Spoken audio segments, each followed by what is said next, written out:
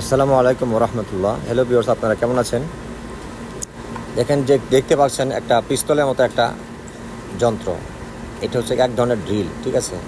হয়তো বা বিট দেখে হয়তো বুঝতে পারবেন। এটা এই দেখেন, এই যে কোম্পানির নাম, স্পেসিফিকেশন,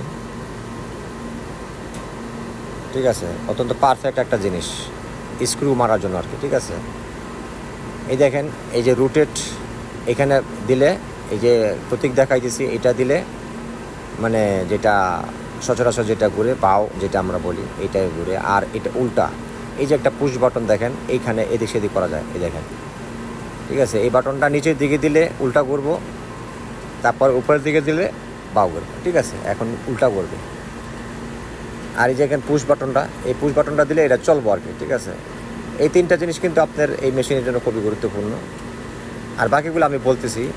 আর এই যে দেখেন ওর বিটটা কীভাবে লাগাইতে হয়, এটা বিটটা উপরের দিকে, এই যে রিংটা দেখা যায়, এটা উপরের দিকে পুশ করে তারপর এটা ভিতরে দিতে হয়, লাগাইতে হয়, ঠিক আছে? এই দেখেন, ঠিক আছে? আসলে এই 3-4টা জিনিস জানলে আপনি এই মেশিনটা অপারেট করতে পারবেন। আর মেশিন যদি আপনি কোথাও গেলে অপারেট করতে না পারেন, তাহলে কিন্তু আপনি প্রথম চান্সেই আপনি কাজ পাবেন না, ফেল, ইন্টারভিউ ফেল, ঠিক আছে? আর এখানে দেখেন কীভাবে লাগাইতে হয়, এটাও কিন্তু আমি প্রথমে যাই কিন্তু বুঝতে পারছি না। এটা প্রথমে উপরে নিচের দিকে পুশ করে তারপরে ভিতরে ঢুকায়, তারপরে এটা ছাড়িয়ে দিতে হয়, তারপর লক হয়ে গেল, লক হয়ে যাবে। এইভাবে এটা লাগাইতে হয়, ঠিক আছে? তো বন্ধুরা আমার, দেখেন এরকম যদি আপনি কোথাও যায়, যদি এরকম ড্রিলের সাথে যদি আপনার পরিচয় থাকে, তাহলে কিন্তু আপনি ইজিভাবে কাজ করতে পারবেন। অন্তত চেহারা দেখলেন, তারপরে কীভাবে লাগাইতে হয়, কীভাবে ঘুরতে হয়, কোথায় চালাইতে হয়, কোথায় বাটন, এটা কিন্তু আপনি দেখিয়ে নিলেন, ঠিক আছে? আর এইখানে এই পাইপটা লাগানো, এইখানে গোড়ার মধ্যে দেখেন, এটাও একই, ভিতরের দিকে পুশ করে ঢুকায় তারপরে বাইরের দিকে ছাড়িয়ে দিতে হয়, ঠিক আছে? এরকম এইটার কাজ শেষে আমরা এই পাইপটার মাধ্যমে এটা হাওয়ার মাধ্যমে চলে আর কি, ঠিক আছে? তো বন্ধুরা আমার, দেখেন আসলে বিদেশে কাজ করতে গেলে আসলে এই ধরনের এক্সপিরিয়েন্সগুলো কিন্তু আপনার অবশ্যই বাঞ্ছনীয়। প্রথমে এমন হইতে পারে, প্রথমে কোনো ফ্যাক্টরি কাজে যদি যান, তখন আপনি প্রথমে দিতে পারে এই ড্রিলটা চালানোর জন্য।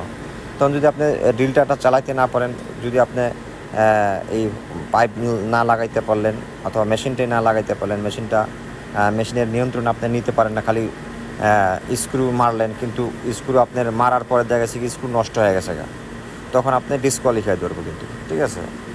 তো সম্মানিত ভিউয়ার্স, দেখেন এরকম টেকনিক্যাল ভিডিওতে আপনাকে ক্লিক করার জন্য আপনি অবশ্যই ধন্যবাদ দিতে হবে। আর যদি কিছু শিখতেই পারেন, তাহলে অবশ্যই লাইক এবং সাবস্ক্রাইব করে পাশেই থাকবেন, আমি আশা করি। আর দেখেন আমার এই চ্যানেলের মধ্যে এরকম টেকনিক্যাল অনেক ভিডিও আপনারা পাবেন, যেটা হয়তোবা আপনি এই চ্যানেলে ঢুকলে অবশ্যই দেখতে পারবেন, ঠিক আছে? তো সম্মানিত ভিউয়ার্স, দেখেন এই আমি একটা এয়ার কন্ডিশন কোম্পানিতে কাজ করি। এটা প্যানেল কোম্পানিতে কাজ করলে, যে কোনো এরকম কাজ করলে কিন্তু আপনার এই মেশিনটা সম্পর্কে জানা অবশ্যই দরকার হবে।